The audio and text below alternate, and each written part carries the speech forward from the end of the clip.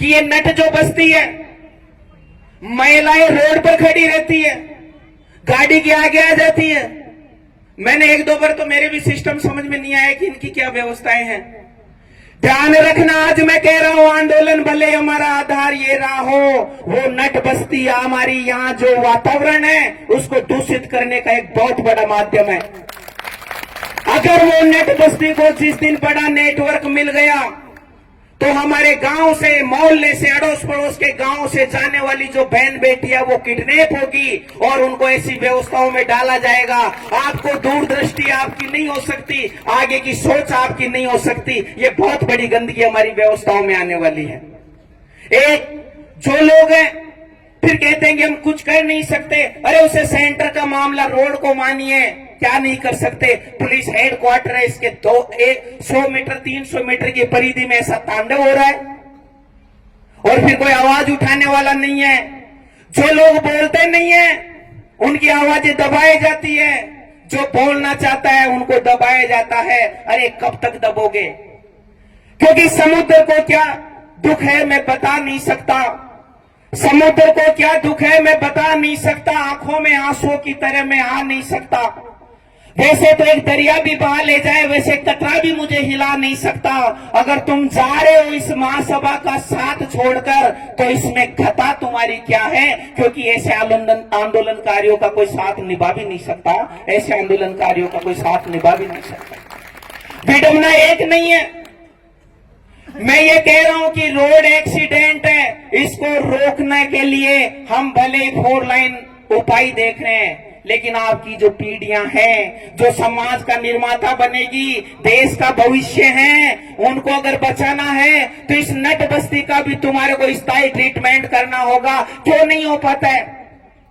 कांग्रेस की सरकार आती है तो कह देते हैं कि कांग्रेस के लोग थे जिन्होंने बसा दिया। अरे भाई अब बीजेपी की आ गई है तो बैठा दो, कुछ तो करो। जनता को गुमराह किया जाता है और आप हम सब लोग बैठे हुए एक होटल पर बैठकर 10 लोग बैठकर 10 तरीके की बातें कर सकते हैं। मेरे इस महासभा के मेरे उद्बोधन के माध्यम से 2 बातें साथ लेकर चलना कि ये जो नट बस्ती है आज वर्तमान में आपके दबाव से, आपके प्रभाव से, आपके बाहुल्य से ये भले ही रुक नहीं पा रही हो। जिस दिन इनको कोई बड़ा नेटवर्क मिल गया तो किडनैपिंग भी होगी, हमारे चलते फिरते एक्सीडेंट के अलावा फिर लगेगा कि एक्सीडेंट हो गया, लाशें बरामद नहीं होने वाली। इसलिए आप लोगों के बीच में मैंने कहा, मेरी मन की पीड़ा है, मैंने आप लोगों के बीच में रखा। कांग्रेस बीजेपी हम करते रहेंगे। अगर हम इतने राजनीतिज्ञ हो गए, हमारे सारे युवा लोग अगर सब हम इतने ही अगर पढ़े लिखे हो गए, अगर हम इतने ही जानकार हो गए तो फिर तस्वीर बदल क्यों नहीं रही? क्यों लगता है आपको कि कोई भी नेता है, कोई भी सरकार आए हमारे साथ ऐसा कर जाती है? उसके लिए जिम्मेदार आप हो, बोले तो हम सब हैं। आवाज उठाइए, आवाज के साथ में खड़े होइए। ये आंदोलन आत्मसम्मान का आंदोलन है, स्वाभिमान का आंदोलन है, किसी परिवार के सपने और जिंदगी और मौत का आंदोलन है।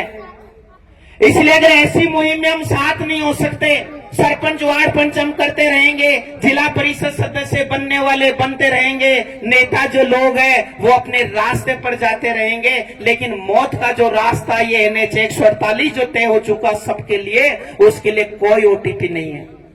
इसलिए भारतीय संस्कृति आज भी मिल जाती है कल्लन के काव्य में, शंकर के मठ में, श्री राम के अस्त्र में, परशुराम के शस्त्र में, सावित्री सीता में, कृष्ण की गीता में, पद्मिनी की चीता में, युधिष्ठिर की धीरता में, महाराणा प्रताप की वीरता में, महावीर स्वामी में, गौतम बुद्ध में और भारत के अपनों में और APJ अब्दुल कलाम के सपनों में, APJ अब्दुल कलाम के सपनों में। इसलिए नौजवान साथियों, एक बार फिर मैं आपसे आग्रह करना चाहूंगा कि NH 148 की जो पीड़ा है इसको हमारे को धरातल पर काम करना होगा। बड़ी